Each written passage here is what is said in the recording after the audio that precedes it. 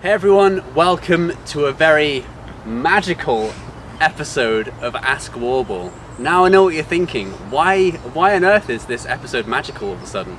That's because we're talking magic and magicians, and we're here with Adam, one of the team at Warble, who's going to help us through the guise of magicians and magic.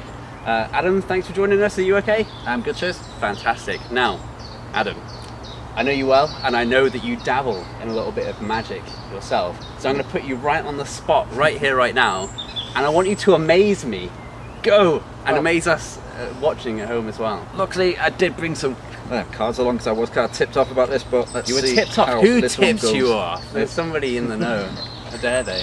So this one is going to be more of an observational test than any kind of trick you might have seen before. And it's a simple one, so yeah, don't worry. I mean, we've got 4 cards. Four cards. Literally it, and I'll show you guys at home. Right 4 there, aces right there. And what we're going to do is I'm just going to turn the card over like so, and that's the ace of spades. And just for you guys, let's make sure we can see that. And I'm going to pop that in your hand right there. Thank you. So keep on to that. Not going anywhere. Not going anywhere. Not Don't let it go in there. What's this one?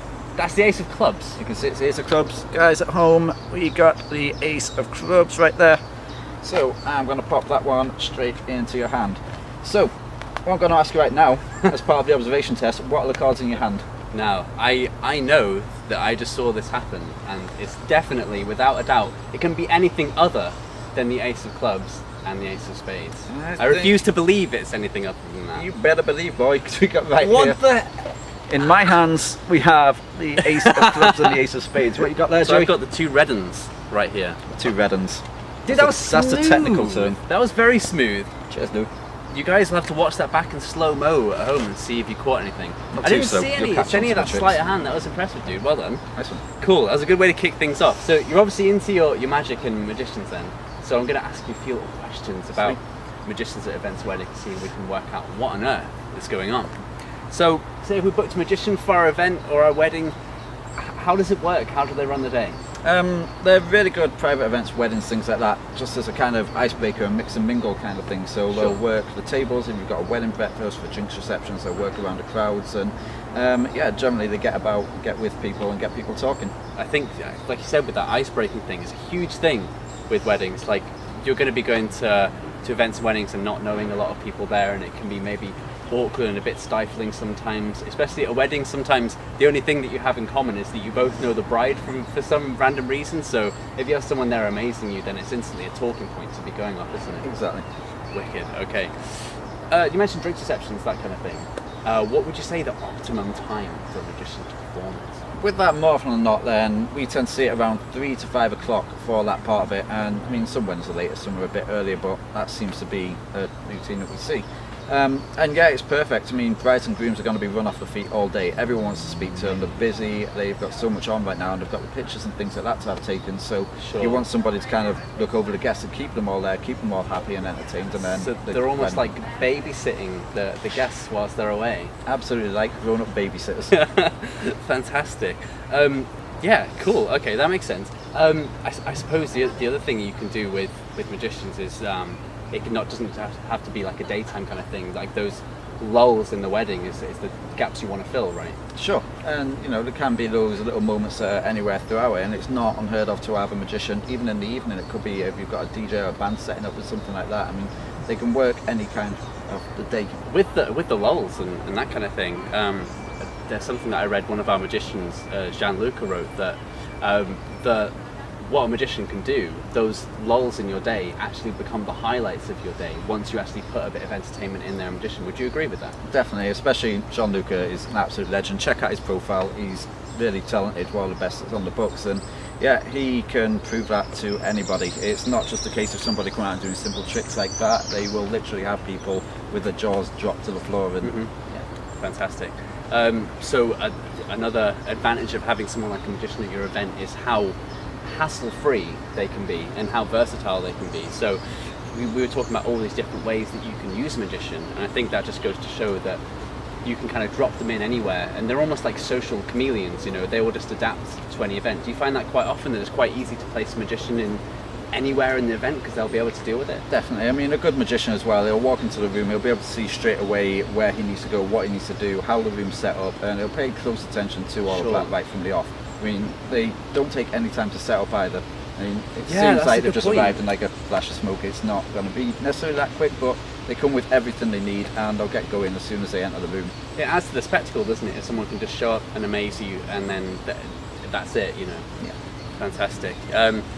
In terms of like, with that kind of thing then, getting magicians to be a bit more versatile and whatever, we have to kind of mention there's two different types or a few different types of magicians, but the most common would be like a mix and mingle like we're talking about, but we also have kind of showy magicians who do like a stage show and that kind of thing. What would be the difference between those two? Stage show, it's very much stop and watch. It's the whole room are going to be there looking at this one focal point, and it's going to be amazing. There's going to be a lot of props that are going to be up there and that kind of thing. So yeah, generally if you want to put on something for more of an evening entertainment that's going to, you know, completely wow people, that is the way to go. If you want something just to have people kind of blending in and get people laughing, get people talking, then mix and mingle is definitely the way forward. I guess the mix and mingle is less intrusive, isn't it? And you can kind of opt in and out of being there, but if you're watching a stage show then you are really involved, but then at that point they can do obviously different kind of tricks and longer tricks and more involved tricks and that kind of thing. Sure. What would we say about kind of engaging with the people on the day as well? That's something the magicians do really well. Yeah, and they know how to read a room, they know how to read people. I mean, they can tell a true professional are going to be able to see from a mile off. If there's somebody that's not so into it and that kind of thing, I mean, they can stay clear, but they won't be afraid of skeptics either. You know, they do anything that they need to do, and they'll, you know, prove to people the talent that they've got. I often think that's probably the difference between what would be a good magician and a great magician, is that ability to read a room and that ability to kind of adapt to your audience and kind of figure out how to actually get the best out of them, or what kind of vibe it's going to be on the day. What would you say about that? Most definitely, because I mean, it could be somebody like me in this situation. I drop my cards all over the place because, let's face it, I'm a complete novice. But you're not a novice, Adam. Anyone who watched that first trick would know that you ain't no novice. Don't watch it back too quick.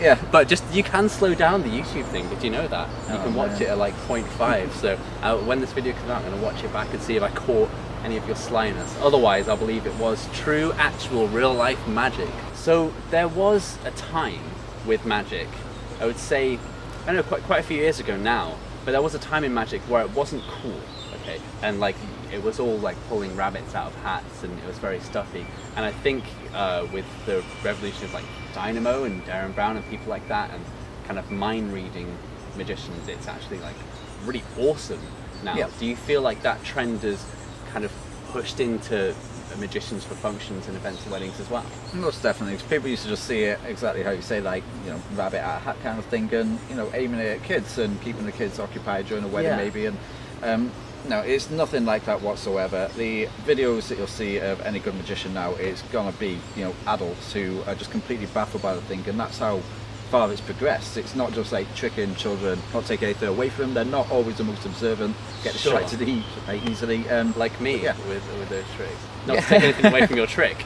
It was a good trick. Yeah, you mean you can have these adults there, they can be sat there, analyse it, pulling it apart, and they'll still be equally as amazed and they'll be blown away from it, because it has progressed a lot and there's so much to it. It's that kind of street magic mentality that maybe like, even back in the day when David Blaine was bringing it in as well, and it's kind of really kind of flown across. And I think another thing that we've seen quite a bit of is, especially in the past maybe 3 or 4 years, is the use of technology in magic.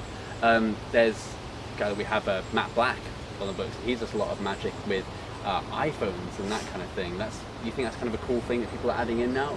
Definitely, and we see that a lot, and it's progressing with the times. They've got to do it, and it's one of those things that really makes you question everything that's in your hands, question the reality of these things, because, you know, as much as you want to disbelieve it, if somebody makes something appear right in front of you or disappear, then there's only so much logic that you can put to it before you've got to accept that these guys are amazing. Really special. I mean, the way he described it was with using somebody's actual phone. Like, it used to be the case, maybe you'd ask them for like £5 or something, or whatever, people carrying money around, but a phone is something that, I was going to say everyone carries on them, but mine's down there, but it's something that's kind of really personal to you, do you know what I mean? So if someone's on your phone and they do a trick using your own device, then that's even more crazy, do you know what I mean? Yeah, most definitely. Cool. Another thing I want to touch on is the memories that a magician can create an event. So I see a lot of people that booked a magician for a wedding or whatever, and they're still talking about a certain trick maybe months or years down the line.